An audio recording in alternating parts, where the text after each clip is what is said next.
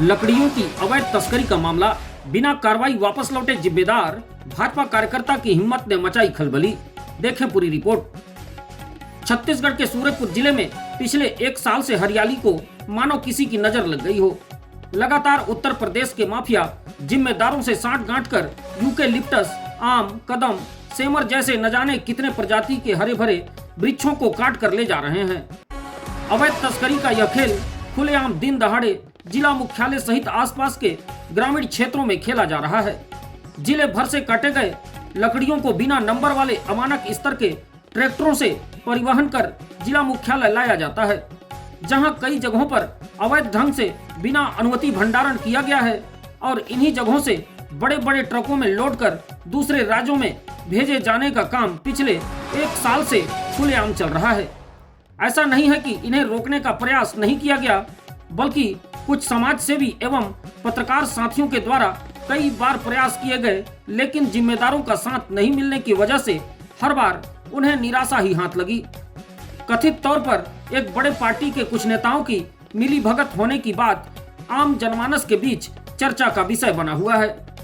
हालांकि पर्यावरणीय नुकसान एवं जिले के हरियाली को दूर होता देख व्याकुल होकर सोमवार को भाजपा के एक कार्यकर्ता संजय गुप्ता बबलू ने हिम्मत जुटाई और भाजपा के ही नेता राजेश्वर तिवारी के साथ अवैध भंडारण वाले जगह पर इस गोरख धंधे को उजागर करने हरियाली के दुश्मनों के बीच पहुंच गए, जहां से क्षेत्र के बड़े जनप्रतिनिधियों को फोन के माध्यम से जानकारी दी, जिसके बाद तत्काल राजस्व विभाग के तरफ से नायब तहसीलदार मोहम्मद इजराइल खान एवं वन विभाग से वन परिक्षेत्राधिकारी उमेश वस्त्रकार मौके पर पहुंचे और कुछ देर तक बड़े पैमाने पर एकत्रित कई प्रजातियों के काटे गए लकड़ियों बिना नंबर वाले ट्रैक्टरों से अनलोड हो रहे लट्ठों सहित दूसरे राज्य भेजे जाने के लिए लोड किए जा रहे ट्रकों को देखते रहे। फिर थोड़ी ही देर बाद बैरंग बिना कार्रवाई वापस लौट गए। हमने दोनों ही अधिकारियों से फोन पर बात की तो वन विभाग ने राजस्व और राजस्व ने वन विभाग कार्रवाई करेगा कहकर पल्ला झाड़ लिया। सूत्रों के मुताबिक भंडारण वाले जगह पर खलबली तब मच गई जब माफियाओं ने जिले के कुछ बड़े नेताओं एवं अधिकारियों का संरक्षण प्राप्त होने की बात कही।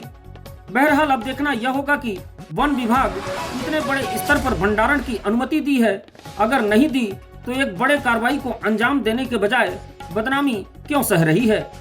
इतना ही नहीं, जिले में आम जनता के विरुद्ध रेता ढो रहे ट्रैक्टरों से लेकर शराब पीकर वाहन चलाने वालों के ऊपर भी एक मोटी रकम जुर्माना के रूप में किया जाता है, जबकि दूसरी तरफ उत्तर प्रदेश से छत्तीसगढ़ तक का सफर तय कर पहुंचे मौत के सौदागर अमानक स्तर के बिना नंबर वाले ट्रैक्टरों को सड़क पर चलने की अनुमति खुलेआम दी जा रही है।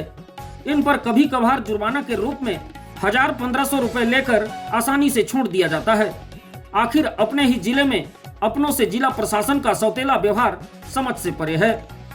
रिपोर्ट पसंद आई हो तो लाइक, कमेंट और शेयर इतना करें कि यह खबर दिल्ली तक पहुंचे, जिससे हरियाली के इन दुश्मनों को रोका जा सके।